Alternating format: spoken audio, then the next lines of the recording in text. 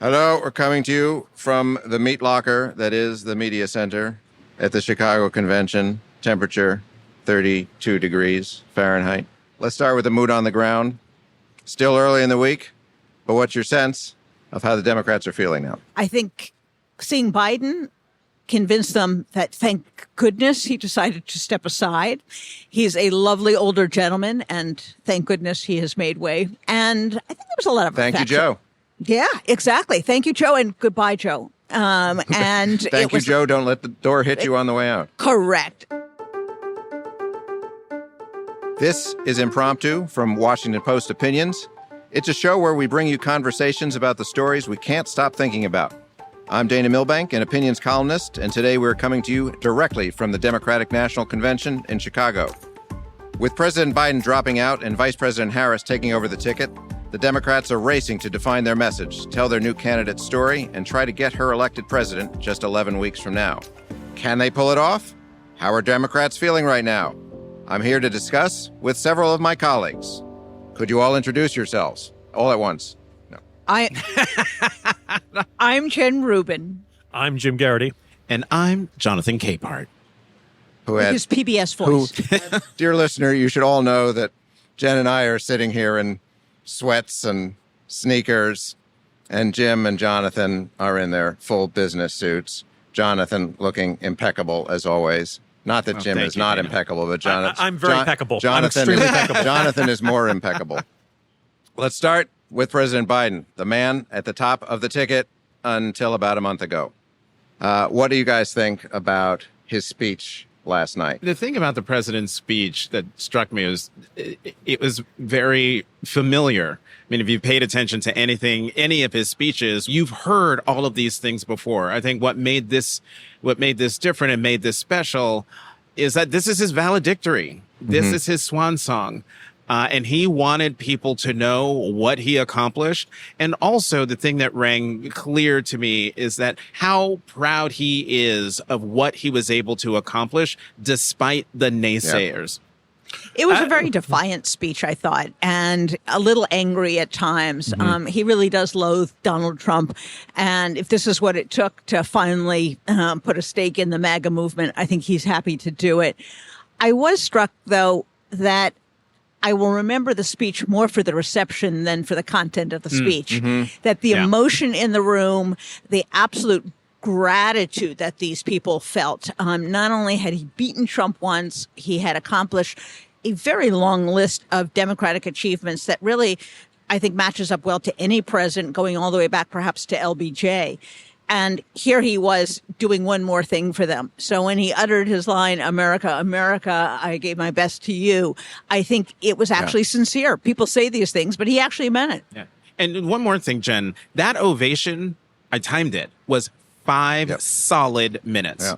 5 solid minutes. Knock this all down, Jim. I was going to say, as one of those naysayers, 90% of this speech was reheated leftovers. Joe Biden's greatest hits, playing the ones he's been saying, democracy is on the ballot, and, find people on both sides. And it's all very shouty. It's all stuff we've seen from, it was a combination of the speech he gave at Independence Hall, democracy is at risk, and the most recent State of the Union. It was a lot of familiar stuff. Barked at the audience, jabbing, glaring. Now, the irony is he goes into tonight a bit like Trump with the convention speech after the shooting, where people who can't stand Trump were still kind of like, well, what's he going to say about the shooting? What was going through his head at that moment? And with this one, look, Joe Biden made a brief reference to it in his 11-minute primetime speech to the nation, but he's never really took us into his thinking about this huge decision. The only recent comparison is LBJ, and LBJ did not address the convention back in 1968. Yeah. So there's kind of this, President Biden, how did you reach this decision? It must have been extremely painful. And we got about 2 lines. They were good lines where he said, I love this job. I love what I'm doing, but I love my country more, which was good lines. And I think if he'd stretched out a bit more on that, I think he really would have had something powerful. As it was the same Joe Biden we've seen for the past 4 years. I agree with Jonathan. I think it was the crowd reaction that was the essence of it, and all the "We Love Joe" bollards waving around in the crowd. As I was watching, I think the best line was when he said, "I'm going to be the best volunteer the Harris Walz campaign has ever had," and that's the essence of it, because he can stand there for an hour and say what his accomplishments are, and they're considerable, but his legacy will be totally different if they win. Absolutely. Exactly. Otherwise, he goes out as a loser. He goes out as a winner if they win. So everybody's interests are aligned here. Absolutely. Huge and chunk- I think he has a list of accomplishments, legislative accomplishments, but his real accomplishment was saving the country from Trump once and maybe twice. And I think he knows that. And he has been underestimated, underappreciated. And the other thing you were reminded of, because it began his presidency, and we all have the memory of a flea, is that he did put together a magnificent, hugely complicated immunization program to bring the country out of COVID. And it was only because the Republicans were so obstreperous, even in a life-saving effort, that we kind of look back upon that in a negative way. But he saved hundreds of thousands of lives. And I think those are the sort of legacies that aren't a specific piece of legislation, but are memorable. Yeah. All right. We also had Hillary Clinton. I'd like your thoughts on what has happened in the last 8 years. I mean, it was all about her gender 8 years ago. Hardly a mention of that last night. Oh, by the way, first woman president. What do you think has changed in our politics, and what was your take generally on Hillary's speech and the reception? I think Secretary Clinton's speech last night was the best speech she has ever given. And she's given some great speeches, but there was something in her tone, in her demeanor that was, I've been through the fire, and I am here to tell you it's okay on the other side, but damn it, I'm going to make sure that Vice President Kamala Harris grabs the brass ring. And the most delicious moment of her speech, among many, we've gotten used to Vice President Harris and Governor Walz tamping down the lock him up chants, which they have to. Right. Not Hillary. But when that happened, Hillary tried to go through it, and I don't think she heard it at first.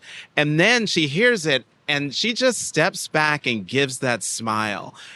And I mean, if you were around during the 2016 election, that's what Trump used to pummel her. And for her to stand there, hearing them say, lock him up, knowing full well he's been convicted. He's a convicted felon. It's a vindication. That line about him mocking Kamala's laugh. He said, does that sound familiar to anybody? Right.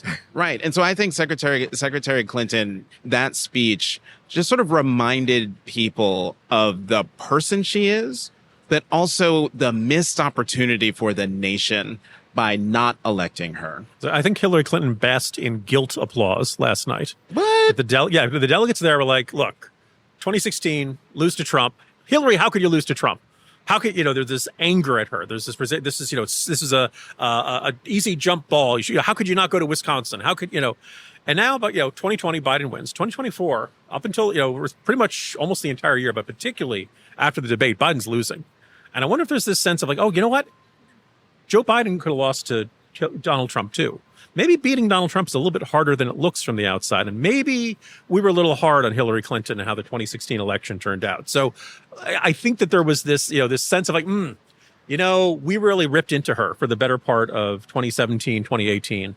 And now we kind of realize maybe it's the party let her down as much as she let the party down. I'm sure Jen agrees. Yeah. These people didn't rip into her. These people were putting their heart and soul into her campaign. And they feel they were deprived, and the country was deprived of a potentially great president. So I think when she came out there, it was a bit of a bittersweet reunion. But I couldn't agree more with Jonathan. She now joins a elite group of sort of senior statesmen in the Democratic Party. She is of the generation of Biden. She's of the generation of Bill Clinton. She is the past, but she has gained in stature since she lost that race. And Jonathan and I were talking beforehand.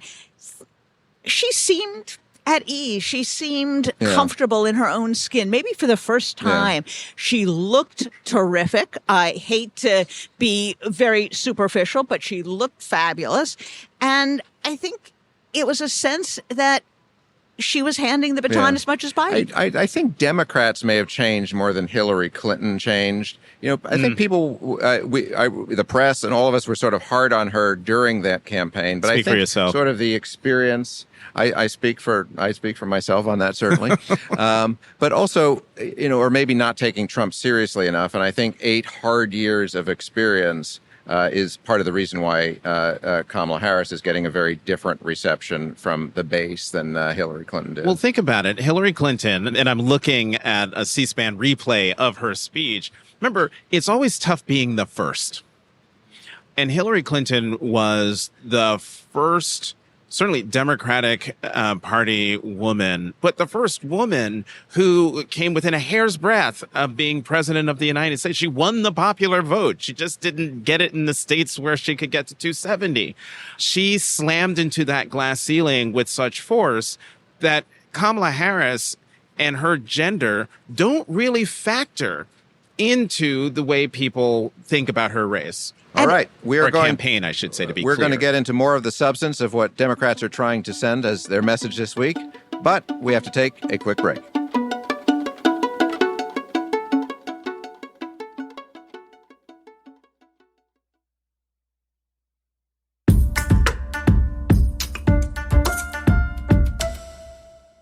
Welcome back. This is Impromptu. Last night, the Democrats tried to hammer home the idea of being the party of the working class. I think I lost track of how many times they said middle class at some point. Is that working? Are Democrats making any progress on that? Are they still seen as the elites and as inflation making it impossible for them to make that argument? Any progress there? I think there is, and I think the person who was effective in this was the head of the UAW, was Sean Fain. Great T-shirt. It was a great T-shirt that basically coined a new way of referring to Trump, scab.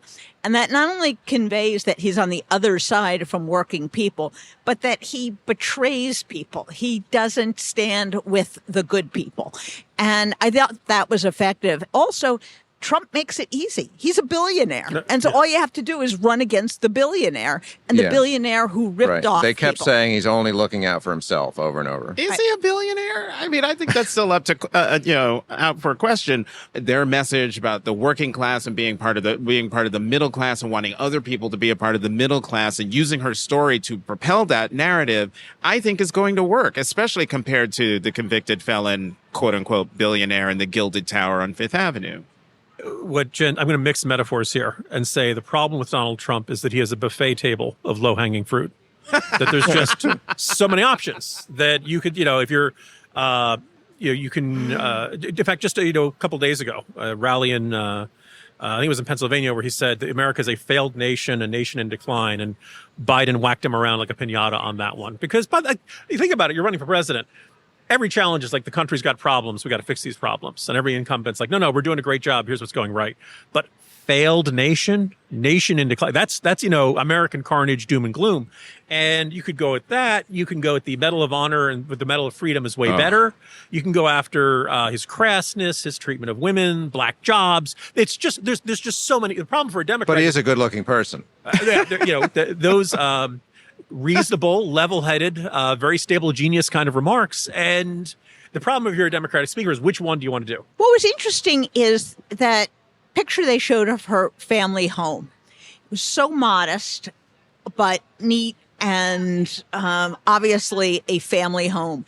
And I think that was meant to put the contrast to the Fifth Avenue penthouse that Trump lives in with the gold toilets.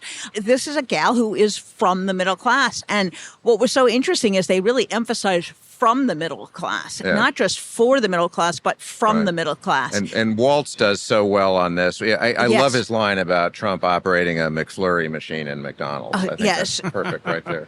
Exactly. But, to your point about, showing her home, the modesty of her home, I think also puts a lie to this narrative on the right that, well, she's an elite because her dad was a Stanford professor and her mother was a cancer researcher, as if those two things mean that they are part of some elite, wealthy circle of people. And like, no.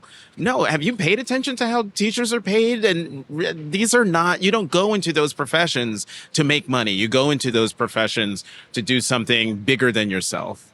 All right. I want to get your proportions as mathematicians, because it seems to me there's huge energy here. Some of it is that, people just love this Harris-Walz ticket. Some of it is relief that it's not Biden going down to sure defeat. And some of it is just fear and terror of Trump. So how would you weigh those proportions? And they can add up to more than 100%. We're journalists. More than 100% it's going to of the be jobs. More than 100%. Yes, I did not know math was included in this. More part than of the, 100% of the new jobs have gone to migrants. They have, yes. 37.6% is the relief of not having to lose and knowing you're going to lose. It's like a slow death playing out before your eyes, the slow motion crash that they saw. I would give 28.6% to the ticket of Harris and Walz. By the end of this week, I think that will be up to 43.1. Okay. I think she will endear herself not only to the country, but the crowd. And as far as the existential dread, that's just a given. That's a baseline. So 31%. That has always been. And if, in fact, he loses, they will still dread him. He will be like the creature from the Black Lagoon. They will anticipate that he will be back. Jonathan's been counting your math over here. Yeah, I've been doing that. So we're at 97.2. Wow. I think. Well, there's a margin of error. So. Yeah, plus or minus 100. That's not bad. Wow. I would say a third. Yeah. I mean, they're all, if you had a Venn diagram, it's just one giant circle. As Chevy Chase, as Gerald Ford said, it was my understanding there'd be no math involved. But I'm going to keep it simple. 40% relief that Biden's not the nominee anymore. 40% genuine enthusiasm for Kamala Harris and Tim Walz. 20%, and the last option was Trump dread, or still Trump fear that they could lose to Trump. Fear and loathing, yeah. Okay. Yeah. On that last one, so the Democrats went through a near-death experience this year. That all year long, Trump was pretty much ahead in both in national polling, swing state polling, and the message from Joe Biden is, "Don't you worry, it's going to be just watch me." And the message from the Biden the polls are wrong. He's doing fine. And Democrats are like, "Are you sure?" That this nagging sense of doubt. And then he goes out there and he lays a turd on the debate stage. And are we allowed to use that word? He laid a poop on the debate stage. Is that better? That makes it better. I'm going to use the most mundane language, and you're going to have to bleep them out, and people are going to think I said much worse things. So he is frickin' no. So Biden does a terrible job, and now Democrats. Okay, now it's panic. We're going to lose to this guy, and instead of like it's being straightforwardly obvious, you turned in a terrible debate performance, and it's not like the Stephanopoulos interview was that much better, and it's not like the Lester Holt interview was that much better. So for like 3 weeks, they're hanging on with white fingernails. This sense of like we're going to blow this to a very beatable guy against Donald Trump, who's not running a great campaign, and now Kamala Harris is in. The reset button has been pressed. Feels like a lot of those Obama 2008 vibes. It's a generational. It's a new turning the page. The fascinating thing in the post polling was that people don't blame her for the Biden economic policies. One of the great things about being seen as this bystander, not connected to what the Biden administration was doing, is that people don't really blame you for the things they don't like about what the incumbent president's doing. So they're feeling great. And at this point, they should feel great because of the way Trump is running and the way she's running. And boy, wouldn't it be nice if she did an interview once or twice? Give me How dare we journalists expect her to do interviews? How dare we expect press conferences? Why are you so self-centered? Journalists against journalism. Journalists against journalism. When you're running ahead like this, you don't need to talk to us. Yes, but I'd like it. In fact, talk to the American people who actually. I would like to extend an open invitation to Kamala Harris to join us on Impromptu. Okay, we're out of time. Thank you all for being a part of this episode of Impromptu. Always fun with you guys. Oh, this was a blast. And before you go, here's a quick word from our humor columnist, Alexandra Petri. After the Olympics, which I enjoyed to an almost scary degree that suggests there's a hole at the center of my being, it's been hard to find something to tune into. Murder, She Wrote reruns just don't hit the same way after you've watched Simone Biles ignore gravity altogether. Katie Ledecky maintains such a lead in the pool that the person filming has to zoom out. And Australian B-girl Ray Gun do whatever that was. But fortunately, the drought of appointment viewing is over. It's Convention Week! For anyone who's been missing the Olympics, why not try watching the DNC? It has everything that the Olympics has, except for the stunning feats of unbelievable athleticism, the city of Paris, and the opening number with Gojira and festive streamer beheadings that I'm still haunted by. Unless the plans are different than I thought they were. They do have people singing the national anthem, though. Every time the national anthem plays, we can pretend it's because our astounding athletes have just won a medal and not because we are having a freedom-themed evening. Maybe there will be celebrities present. Steve Kerr is there, that's something. I do feel like the RNC maybe got a leg up on the DNC when it comes to juxtaposition to the Olympics. I enjoyed their band, and they were not competing against my recollection of watching a man scale a vertical wall in less than 5 seconds. What are we going to hear? Rhetoric? Stirring rhetoric? Is it going to be more stirring than watching Jared Naguse and Cole Hocker come from behind in the men's 1,500-meter final and show the trash-talking Norwegian he was wrong? No, nothing is that stirring. I'm so obsessed with it that I'm always working it into conversation unprompted now. Thank you for cooking that wonderful dinner, I tell my mother-in-law, which was as delicious as watching Ingebretsen know the agony of defeat at the hands of American runners Cole Hocker and Jared Naguse. Hooray for Jared Naguse and Cole Hocker! The Olympics have also ruined my capacity to lie that I would go to bed at 10:30 Eastern if left to my own devices, and putting anything later than that is an insult. I will watch Snoop and Martha discuss dressage. I will watch anything. I guess the one thing in the DNC's favor is that Reagan will not be there. It's the DNC, and they definitely are glad that the Reagan era is at an end. Boo, as they said to Reagan. This episode was produced by Hadley Robinson, edited by Demir Marusik, Chris Solentrop and Allison Michaels, and mixed by Sam Baer. Chris Rukan designed our art. Special thanks to Millie Mitra, Travis Meyer, and Deirdre Burns. Thanks for tuning in. Don't forget to follow Impromptu wherever you get your podcasts. Let us know what you thought of this show. Email us at impromptu@washpost.com.